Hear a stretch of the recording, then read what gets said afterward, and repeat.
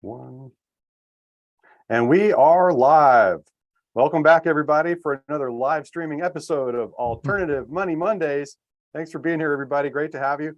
My name is Jeremy Fletcher. I'm the CEO and co-founder of Ledgerama, the creators of Walla Wallet, the original wallet of the HBAR ecosystem, also the safest and most trusted wallet out there. So we appreciate everybody joining us. Of course, as usual, I'm joined by Caitlin Lance of Creative Coast, where we create, code, and collide here in the coastal area of Georgia and the surrounding areas. And my main man, Tim Mungai out of Kenya, our community manager, joining us once again for another episode. So drama is trouble in Tinseltown.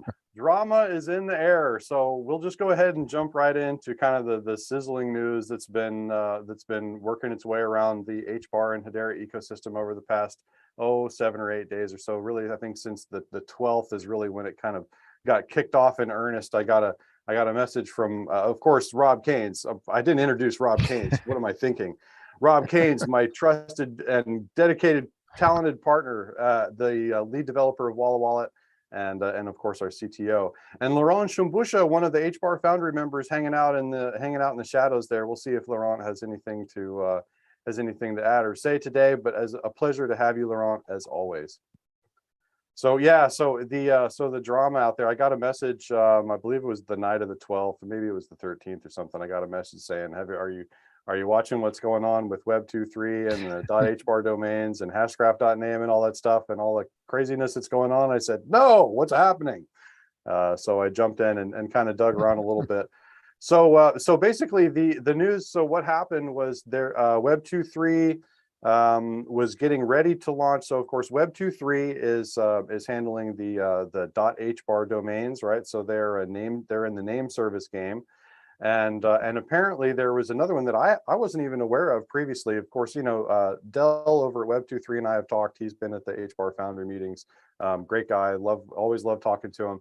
I had talked to him just a little bit. Haven't talked and familiar with Web23. Wasn't that familiar with Hashgraph.name, but apparently they're essentially providing the same service. They're competing products within the Hedera ecosystem, and they were set to launch right around the same time. And from what I gathered, there was a little bit of a preemptive strike. So Web23 was doing some kind of early giveaways. Hashgraph.name didn't like that. They didn't have they didn't really have a seat at the party, so to speak. I guess that is how they felt. So they went ahead and kind of did a preemptive strike and launched early, right? Well, then all kinds of chaos ensued because essentially there had been no way established to manage the possibility of duplicate names. And of course, you can't have duplicate names in a domain name service because then, if somebody's trying to use a domain, I mean, imagine if everybody, trying to go to web23.io instead went to some other website that wasn't web23.io, or similarly with wallawallet.com. Or you can imagine the chaos that would ensue if, Amazon.com, if there was 2 or 3 or 4 Amazon.coms, it would be insane, right? The internet wouldn't work. So that problem apparently had not been resolved. And of course, then the sparks began to fly, on Twitter and Discord and social medias all over the place. So because there was, whenever there's a launch, and I found this to be true, whenever there's a launch, there's inevitably some kind of hang up. And if you've got 2 products that are trying to compete and launch at the same time and things, it can be kind of a mess. But yeah, so essentially out of the Twitter, there was kind of a long Twitter thread from Hashgraph.name, kind of bemoaning some of the stuff that had happened over the course of events. So kind of the TLDR here, it says, we agreed on a way, and this is Hashgraph.name talking about what's going on between them and Web23, so on and so forth. The TLDR here, we agreed on a way to work together. This is I'm quoting her. We agreed on a way to work together and collaborate, and Web23 continued to delay requests, and we learned that they were going to provide unfair early minting access, so we accelerated launch in order to be fair to everyone. Now, I don't really know too much of the details about Web23's announcement to do the early minting process, but I mean, of course, early minting, this is not really an issue, right? I mean, early minting of NFTs and kind of giving people a pre-look at the platform and, and early access. I mean, this is pretty standard. Yeah, but go ahead, Rob. What do you think? Well, from what I read from the Twitter thread, Dell did say that he that the plan was agreed on by both parties, right? So they knew about. That's my understanding from Dell, is that they knew about the early access program, right? And I got to say, Dell did give me a token early on Monday because I was trying to get our company names to register them and wanted to protect them, and I'm still staying up late waiting for the service to go live so I can register those names. But and I didn't think about it at the time, but I mean, what HashGraph.name is saying, well, it should be fair that everybody should be able to register at once. And I kind of wonder now, it feels like I've joined my first secret society by receiving this token. So is that the case? I don't, I've never been a part of any society like that. And I had I known better, I probably wouldn't have taken it. But anyways, well, I don't know if being an early adopter necessarily qualifies as a secret society. I mean, people were certainly aware of Web23. Web23 has been doing, I mean, they've had plenty of announcements. They're pretty active on Twitter. So I'm sure that had anybody reached out to Web23 asking for early access, I think that probably would have been granted. So not exactly a secret society, maybe a society with secrets. I don't know. It did sound like they, the other company, Hashgraph.name, was saying that they were exchanging lists, I guess, of domains that they were going to, agree to register for themselves, right? That was my understanding. And it sounds like Dell said that the early access plan was discussed with them on multiple calls, so they should have, it shouldn't have been an issue. But anyway. Right. Yeah. So at the end of the day, go ahead, Tim. Oh, I was just going to maybe perhaps I'm reading your mind. At the end of the day, what we really need is collaboration, and in any ecosystem, this might happen. But collaboration is key. Like absolutely in the Hedera world, we have Sosa Swap, we have H Suite, we have Lemon Swap coming up, which is those are DEXs. I mean, variety is good. Once we have different teams collaborating and coming up and providing even the same service and letting people decide what to use, then that means it's a healthy ecosystem. So we don't have to wrestle and hold each other's collars or shirts. Absolutely. Yeah, no, that's one thing that I wanted to bring up too. So in talking to Dell from Web23 briefly, basically, his point was, at the end of all the hubbub, like you said, Tim, his main thing is that he wants to protect the ecosystem and, and he wants to work, in a collaborative effort on a common repository. Right. So now there is some, of course, you read hashgraph.name and they're saying, well, there was already something established and, there's an HCS topic for the domains. But, there, of course, there's a question of, OK, well, who controls the HCS topic? And as long as it's collaborative, right, and both are able to update the Hedera consensus service topic. Sorry, I'm throwing around alphabet soup for those that don't know what HCS is, but the Hedera consensus service, right, there's a topic that was created for these domain for the domain name repository, but essentially there just needs to be a common repository, and from what I understand, the cooler heads have prevailed, as we would expect in the Hedera ecosystem. Cooler heads prevailed. They are working on some kind of common repository similar to ENS, which is the Ethereum name service. So. So this isn't, not necessarily the first time that, that the cryptocurrency ecosystem has had to deal with this kind of issue. But, and one of the points that Dell made, a couple things, he said that really in an ideal world, we would have a DAO to help us, a decentralized autonomous organization to help us determine, what the rules of the road are as far as the domain name service. He also said that, that Web23 will be supporting all .hbar domains that are currently minted as per the original plan, and that a healthy namespace on Hedera is a core piece of the Hedera ecosystem and infrastructure.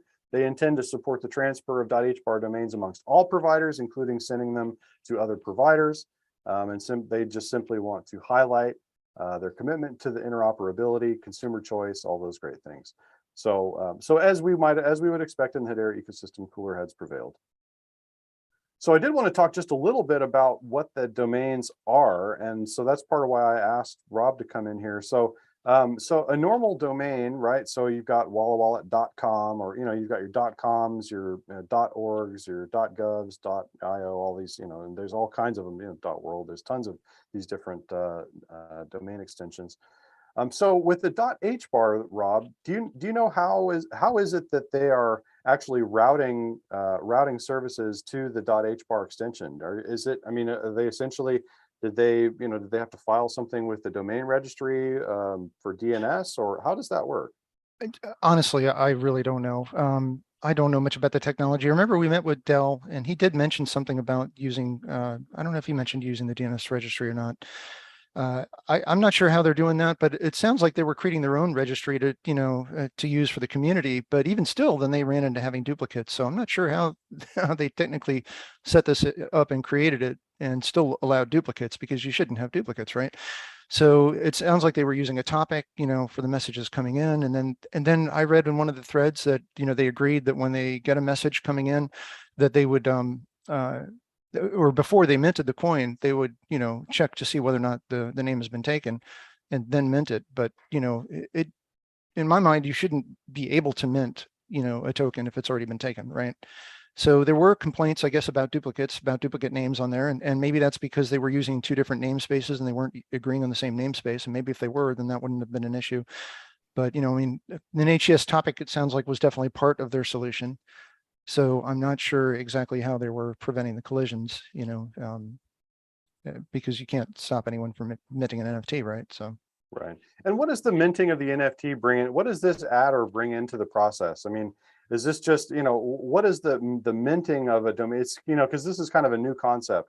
So what does that even mean, where they're going to be minting an NFT that's associated with these domain extensions? Well, I would imagine that if the NFT is associated with the account and you're sending, to the NFT name, or to the domain name that's associated with the NFT, that that's kind of how you route the money, is to that account that holds that the NFT is, or maybe you can even configure it on top of that. I don't even know, haven't looked into how they're implementing this. But if it were me, the NFT would give you the authorization, the authority to go and, modify what accounts are set up, to receive to that from that domain, right? And then you could handle subdomains and things like that as well. And that might be the way that it works. Honestly, I've been pretty busy with our stuff. I haven't really been looking into these other guys and seeing how they're doing that. But right. I mean, yeah, you still need to integrate, some kind of a lookup service. And Dell did say that they, they were providing a library, I think, that we could have used and incorporated in our wallet. And we just had to delay that. If the community wants that, and that might be a good question to ask the community, do they really care, and do they want that in the wallet, right? The ability to do these lookups. And if that's a real big deal, then we should maybe get some funding for it, or put it on our roadmap so that we can get in there sooner or later. But as it stands now, we're about 3 weeks or so from our release. We're dealing with a couple performance challenges again on Android, and with the new features that we're having, and also an issue with the camera library, but we should be able to overcome those with this week or so, and then be in open beta for that. But right. Yeah, as far as the domain stuff goes, that's, I know how I would implement it, or have a better idea of how I would implement it. But the domain name, whoever owns that token, likely, has the authority to set those accounts that are associated with the domain name. And also it makes it easy to trade it on exchanges, right? So if you wanted to resell it, you can just put it up for sale on an exchange, and then somebody buys it. And then I'm sure royalties get paid as part of that transaction as well. Right. Yeah, I did notice that there was some chatter on the Hashpack coming from the Hashpack team about supporting the .hbar extensions, and also there was some mention about .creamy. So that's a new. So the Creamies is another one of the new NFT series that's coming out, and apparently there was some there's some interesting news going on there too. So yeah, support for the .hbar domain extensions is rolling out in the ecosystem slowly, and of course Walla Wallet.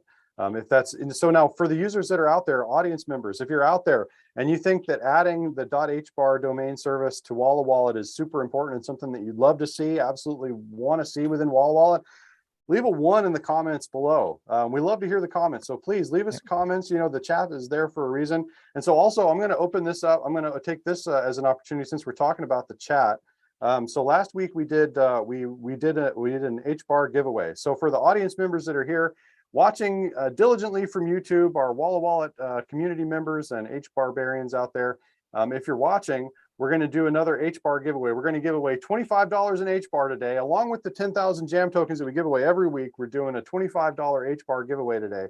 So send us an email. So the first one to send an email to info@wallawallet.com with the number 142 is going to win $25 in HBAR today. So don't forget, email us at info@wallawallet.com with the number 142 and let us and we'll be sending you $25 in HBAR. We really appreciate everybody stopping by the live stream. We do this every week and we do the token giveaways, and of course we'll get to our jam token giveaway at the end of the show as per normal. But send us a message at info. Yes, go ahead, Tim. There's actually a question from the audience. Will Helium be joining Hedera? So somebody is curious. Real Talk is curious.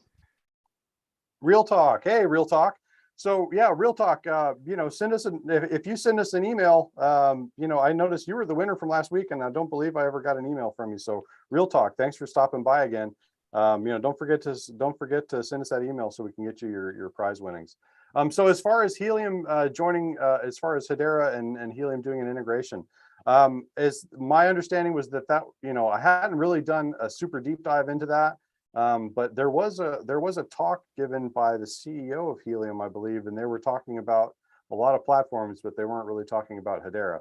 Now I know that there was a post that came out on Reddit where Greg, which I'm guessing was that Greg Scullard? It was Greg Scullard. Yeah. Okay, all right. I saw Greg from Hashgraph. I assumed it was Greg Scullard, but he was outlining a lot of the points that the reasons that he thinks that Hedera Hashgraph is is prime territory for integration with the Helium network. For those that aren't aware of what the Helium network is, Helium is essentially decentralized wireless. So Helium gives you the opportunity to set up hotspots and participate in their wireless network, and you can earn tokens that way. So Jeremy, do you know anything about the? Because I read in one of the groups that we're in about the upvoting and downvoting on Reddit, and I don't really use Reddit hardly at all, but I did go there to help Greg out because he's been a big help to us. So I gave him an upvote, and then somebody in one of the groups said that the upvote, the numbers were staying really low, and that's likely because Solana or somebody else is coming in and downvoting everything and kind of zeroing it out. Is that how it works? That's pretty crappy if you have a larger group who has an agenda that they can just come in and erase any momentum that we have, right? And is that really how Reddit works? I'm not a huge, I spend a little bit of time on Reddit, and big shout out to the Reddit users out there, because I know that we've got some out there. We tend to have traffic coming in from Reddit. So appreciate all the Redditors out there. But I do believe that's the way it goes. Essentially if that's kind of the part of the problem here is, people can, it's that mob mentality, right? Exactly. It doesn't seem fair. If you've got some really great tech and you've got some great ideas and you want to be able to share these ideas, like Greg was trying to get his point across and with Helium and try to share them some information that they may not have had, or for some reason they didn't want to consider, it was there for them to look at. And then to have everybody downvote him, even if you're like, I don't know, on another team, and it just doesn't seem fair. Right. Yeah, no, I agree with you. I don't know how Reddit would stop something like that from happening. Anybody that's got access to the post can up or downvote it. So so that wouldn't surprise me in the least. I went to upvote it, but it looked like one of our other team members had already upvoted it. So I couldn't give it, I couldn't upvote it twice because they make sure that you can't do that. So they're that fair, but they're I don't know if they have any way to check those kinds of things. So so other drama in the Hedera. Any other comments about the .hbar stuff? Any concerns that you have, Rob or Tim? Any kind of lingering concerns? No, but we do have a sizable group of guys that I can see. But all greetings, checking in on us. Awesome. And everyone else. Yeah, thanks everybody. Thanks for being here. Yep, thank you. We'll continue to do this. And don't leave us comments. Whether they're in chat, whether it's in email, whether it's just in the YouTube comments below. Leave us a comment and let us know what you like about the content. If there's something else you want to hear, please. We do this for you folks. So let us know what you're thinking, and and we're happy happy to provide. So a little bit of other drama in the ecosystem. This is kind of old news now for probably most of the folks that keep up with the Hedera ecosystem, but there was the Earthlings and Dropper drama that happened a couple weeks ago, where they were minting there was the minting of the Earthling watches, the Steam watches.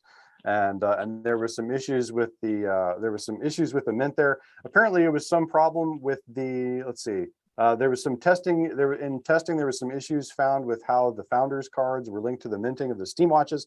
And so for about 48 hours, the minting for the Steam watches was supposed to happen.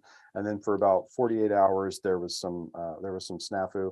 And but since it looks like Dropper has totally picked up the ball, they dropped the ball, but they picked it right back up over at Dropper, and they're running with it. And it seems like everybody is happy over there. You know, initially there was the Earthlings team was saying that there was a lot of issues with the minting process, and they outsourced it to Dropper because they thought it would help and give them advantage, and they were really apologetic to the community. But of course, you know, as is usual in the Hedera ecosystem, cooler heads prevailed. Dropper turned it right around and got those NFTs minted.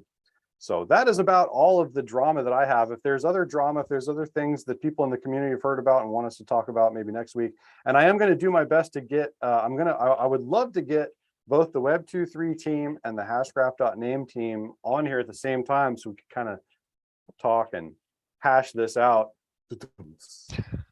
Sorry, bad joke, Jeremy. Moving right along. Yeah. So other than that, you know, not a very exciting week in the markets for cryptocurrency and HBAR. Basically, we're all kind of singing the same sad song. I don't know. You know, unfortunately, our co-host Brandon, the HBAR Bull, was not able to join us this week. He's busy doing another interview that he couldn't reschedule, so he's not able to join us. He always has some great market insights, but I did hear something about the Federal Reserve's continuing hawkish stance on the excuse me, not the environment. They're not as concerned about the environment as they are the money, right? So at any rate, the economy. So I did hear some kind of hawkish news coming from the Federal Reserve that inflation is still running rampant and they're still fighting that fire that they set in the first place. So I always laugh when I hear about the Federal Reserve fighting inflation. It's like, you made the inflation. Stop hitting yourself. Stop hitting yourself. Exactly. So anyway, That's right. it's kind of ridiculous, but at any rate, that's what's in the news. You know, the Fed is hawkish. They made the inflation too high, so they're fighting the fire that they started. But at any rate, in the markets, total market cap going down. It's been a down 7 days. So total market cap going from 1.07 trillion down to 936 billion, down about 11%. Bitcoin from 22.2 thousand down to 19.3 thousand for a drop of about 13% over the past 7 days. And HBAR going from at its high over the past 7 days, going down from 0.072 cents, so just over 7 cents, to just under 6 cents at 5.8 cents US. So down about 10%. So yeah, so that's about all that I've got for this week. So let's go ahead and do my favorite part of the show. We're going to give away some jam tokens. So get ready. And by the way, I did see some emails fly in. So we're going to have a $25 HBAR winner for sure this week, for sure. So yeah, so be looking out for that. But so without further ado, our jam token winner for the week, Tim, you want to give me the great news? Who's our winner for this week? Yes, we do have a winner, and the username is at Rasim. Okay, this is kind of a tongue twister. Rasim Koglu. That's quite a huge tongue twister. But Rasim, we shall duly make the announcement on Twitter and get you your 10,000 jam tokens. Right, we'll be reaching out to you via Twitter and get all the account information that we need. And be sure to associate the jam tokens. 0.0.127877 is the jam token, so be sure to associate those, and we're going to be happy to send you your jam token winnings for this episode of Alternative Money Mondays.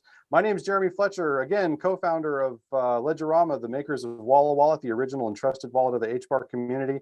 Happy to be joined by my usual panel. And folks, the most important part of this show is the audience out there, so don't forget, leave us a comment, subscribe, smash that like button, hit the notification bell, all those kinds of things, and we certainly appreciate everybody joining us here every week. And we will see you again next week at the same time, same place.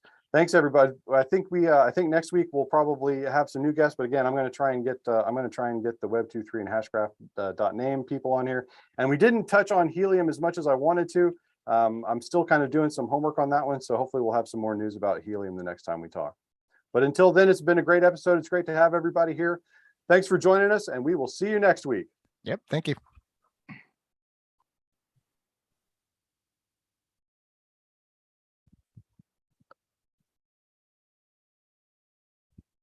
All right.